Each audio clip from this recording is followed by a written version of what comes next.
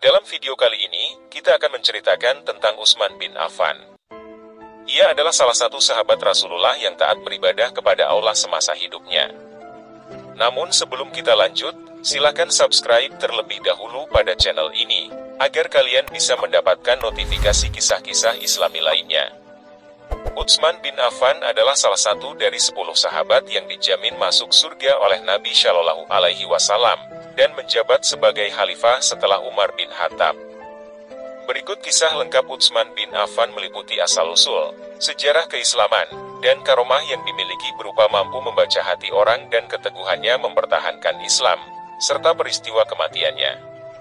Semoga pemaparan kisah hidup Utsman ini dapat menjadi pelajaran bagi kita semua untuk meneladani konsistensi beliau dalam menjalankan ajaran Islam, meskipun harus menghadapi berbagai cobaan dan rintangan dalam hidupnya. Asal-usul Utsman bin Affan.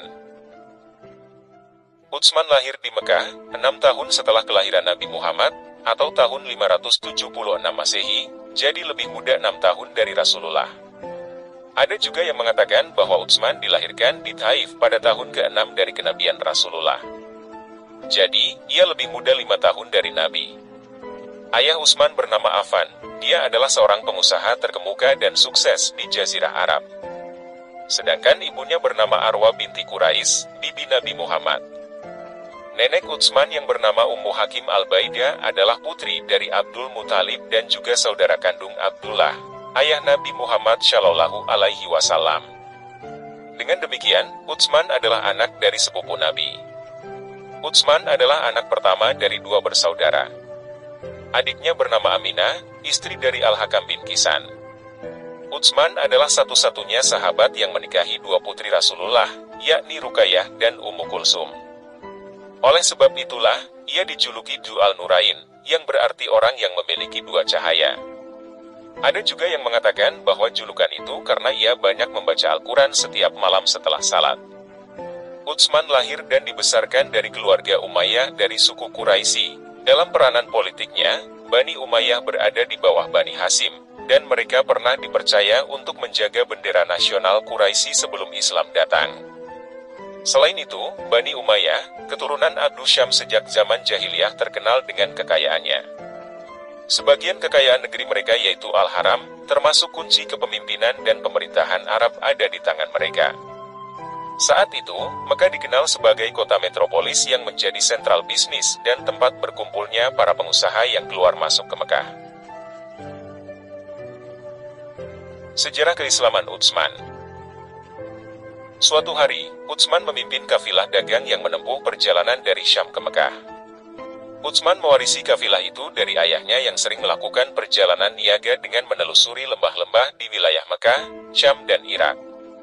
Cuaca saat itu sangat panas, sehingga Utsman memerintahkan kafilah menghentikan perjalanan dan beristirahat. Utsman beristirahat di bawah pohon. Keteduhannya membuatnya mengantuk dan tertidur. Antara sadar dan tertidur, ia mendengar suara bahwa Muhammad telah menjadi nabi. Setelah terjaga, ia teringat bibinya, Sukda binti Quraisy, seorang paranormal yang pernah meramal bahwa kelak akan datang seorang nabi di Mekah. Hati Utsman berbisik, tak diragukan lagi bahwa Muhammad adalah nabi yang diramalkan oleh bibinya. Ia lalu menceritakan hal itu kepada Talhah bin Ubaidillah yang juga sedang berteduh di sampingnya. Kedua orang itu tampak gembira. Kemudian kafilah kembali melanjutkan perjalanan. Setibanya di Mekah, mereka disambut sanak keluarga masing-masing, kemudian bertawaf di Ka'bah sebagai ungkapan syukur atas keselamatan rombongan dan keuntungan berniaga. Setelah itu, Utsman langsung menemui Abu Bakar dan menceritakan apa yang didengarnya. Abu Bakar mengatakan itu kabar gembira bahwa Muhammad telah menjadi nabi yang menyerukan tauhid. Tak lama setelah itu, ia segera menemui Rasulullah Shallallahu Alaihi Wasallam dan menyatakan diri masuk Islam. Ada juga riwayat bahwa kisah keislaman Utsman berawal ketika ia sedang berada di halaman Ka'bah. Ketika itu, ia mendapat kabar bahwa Nabi Muhammad telah menikahkan Ruqayyah, putrinya yang sangat cantik dengan Utbah bin Abu Lahab. Mendengar kabar itu, Utsman menyesal karena telah didului Utbah. Utsman segera kembali pulang ke rumah. Di rumah, ia mendapati bibinya Sukda binti Quraisy sedang duduk-duduk bersama keluarganya. Sugda adalah seorang paranormal untuk kaumnya. Melihat Utsman panik, Sugda lalu berkata, "Berbahagialah, engkau akan mendapatkan kemuliaan 3 kali berturut-turut, kemudian 3 kali, dan 3 lagi, kemudian 3 lagi. Sampai sempurna 10 engkau akan mendapat kebaikan, dan dijaga dari kejahatan demi Allah. Engkau akan menikahi gadis suci nan cantik, engkau masih jejaka dan menemukan perawan." Utsman heran mendengar kata-kata bibinya, sehingga ia bertanya, "Bibi, apa yang baru saja Anda ucapkan?" Bibinya menjawab, Utsman, engkau orang bijak dan fasih. Ia adalah seorang nabi dengan beberapa bukti. Ia diutus membawa agama yang hak, ia datang membawa At-Tanzil dan Al-Furqan. Ikutilah dia, janganlah kamu menyembah berhala." Lalu Sugda berkata lagi, "Muhammad bin Abdullah adalah utusan Allah yang datang membawa Al-Quran untuk mengajakmu menyembah Allah.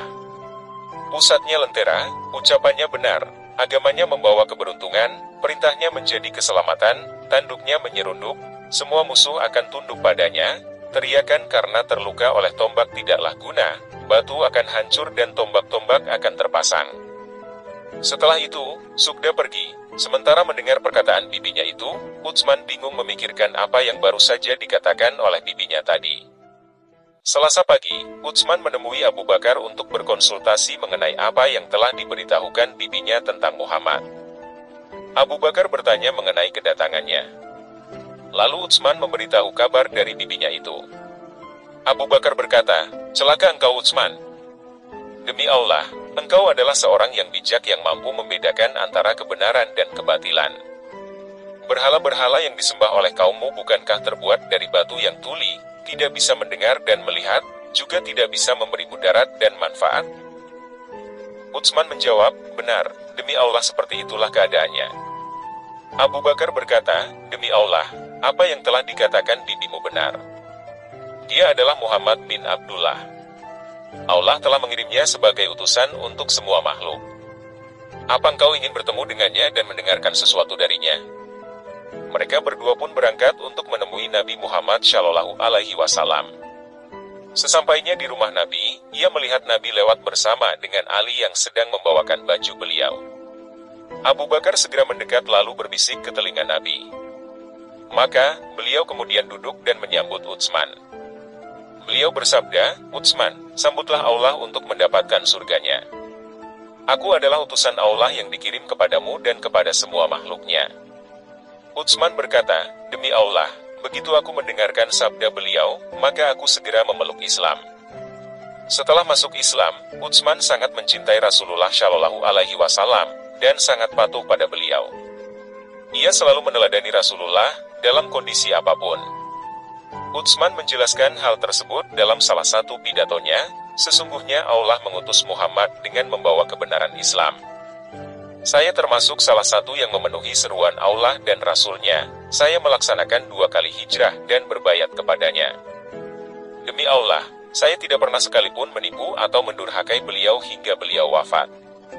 Utsman memiliki kebiasaan setelah mengimami salat berjemaah, ia kemudian melaksanakan salat malam di belakang makam Ibrahim dan menggabungkan seluruh isi Al-Quran dalam 1 rakaat witirnya. Karena itulah, ia dijuluki Butaira. Kebiasaan ini juga sering disaksikan oleh Abdurrahman bin Utsman At-Taimi. Abdurrahman bercerita bahwa ia sering melihat Utsman melaksanakan salat malam di belakang makam Ibrahim. Ia bercerita, "Saya berharap tidak ada seorang pun yang mengalahkan saya. Tapi tiba-tiba, ada seseorang yang mencolek saya, tapi saya tidak menoleh. Orang itu terus mencolek, saya akhirnya menoleh dan ternyata orang itu adalah Utsman. Maka saya mundur dan Utsman maju, lalu membaca seluruh Al-Quran dalam 1 rakaat, kemudian ia pergi." Adapun karomah yang dimiliki Utsman berupa firasat yang sangat kuat. Ia mengetahui hal yang sudah terjadi tanpa diberitahu siapapun. Suatu hari, Utsman kedatangan seorang tamu laki-laki. Di perjalanan menuju rumah Utsman, laki-laki itu berpapasan dengan seorang perempuan, lalu menghayalkannya.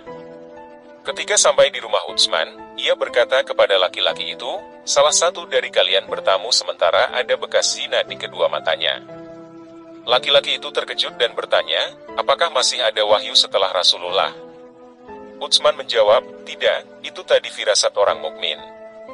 Tujuan Utsman berkata seperti itu hanya untuk mendidik dan menegur laki-laki itu agar tidak melakukan lagi apa yang telah ia perbuat.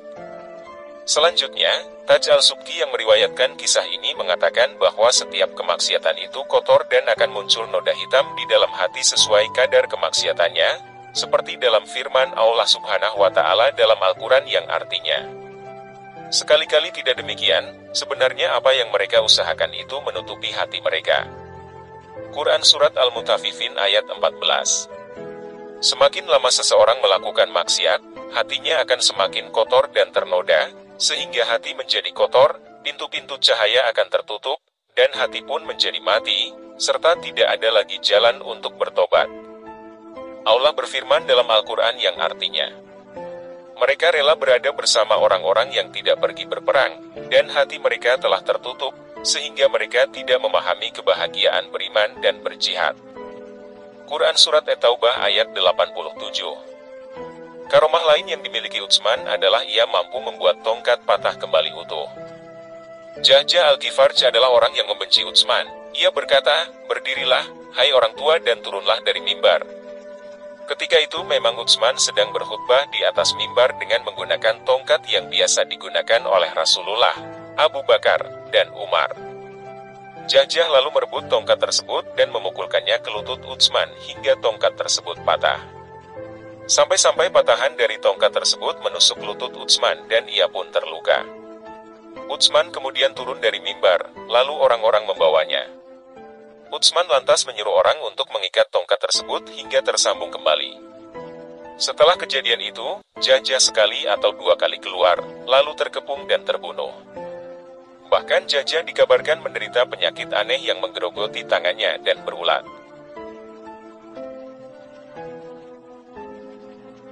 Kematian Utsman bin Affan. Beberapa tahun kemudian, Utsman meninggal dunia karena dibunuh oleh para pemberontak. Mushafnya sobek karena sangat sering dibaca. Hatinya selalu terpaut dengan Al-Quran. Kitab suci itu selalu menemani dan menyertainya. Utsman berkata, tidak ada yang aku sukai setiap kali datang hari baru kecuali menatap kitabullah. Utsman meninggal dunia di tangan para pemberontak dari Mesir, Basrah, dan Kufah atas provokasi Abdullah bin Sabah, seorang Yahudi dengan cara mengepung rumah Utsman. Dalam keadaan terkepung, Utsman menyuruh agar semua orang yang ada di dalam rumah kembali ke rumah masing-masing. Maka, mereka pun pergi. Di saat tidak ada orang lagi yang bersamanya kecuali keluarga, kaum pemberontak masuk ke dalam rumah melalui pintu dan jendela. Utsman memulai mengerjakan salat dan membaca surah Taha dengan bacaan yang cepat sehingga ia menyelesaikan bacaannya. Sementara orang-orang sedang berusaha masuk sehingga pintu dan atap ruangannya terbakar. Selesai salat, Utsman duduk memegang mushaf lalu membaca surah Ali Imran ayat 173. Orang yang pertama masuk adalah Mautul Aswad, lalu ia mencekik Utsman dengan sekuat-kuatnya sehingga ia jatuh pingsan dan napasnya tersendat-sendat. Namun Aswad meninggalkan ruangan karena mengira Utsman telah meninggal. Kemudian, masuklah Muhammad bin Abu Bakar, ia memegang jenggot Utsman dan tiba-tiba ia menyesal dan keluar. Lalu masuklah yang lain dan menebasnya dengan pedang. Maka, Utsman berkata, demi Allah, inilah tangan pertama yang membunuhku. Setelah itu, datanglah Saudan bin Human sambil menghunus pedang dan dihadang oleh Nailah, istri Utsman dengan pedang. Lantas pedang tersebut direbut oleh Saudan sehingga jarinya putus. Saudan mendatangi Utsman lalu menikam perutnya. Salah seorang pembantu Utsman datang dan membunuh Saudan dan ia pun terbunuh oleh pedang Qutairah. Tidak hanya membunuh Utsman dan keluarganya, para pemberontak juga menjarah kas negara atau Baitul Mal dan mengambil seluruh isinya. Insiden tersebut terjadi pada hari Jumat 18 Zulhijjah 35 Hijriah, bertepatan dengan 17 Juni 656 Masehi. Utsman wafat pada usianya yang ke-82 tahun. Jenazahnya dimakamkan di pemakaman Hasi Kaukab pada malam Sabtu setelah maghrib. Menurut Jalaluddin As-Suyuti, ialah orang pertama yang dimakamkan di sana. Wallahu alam. Demikian kisah ini dan sampai jumpa lagi pada kisah-kisah Islami selanjutnya.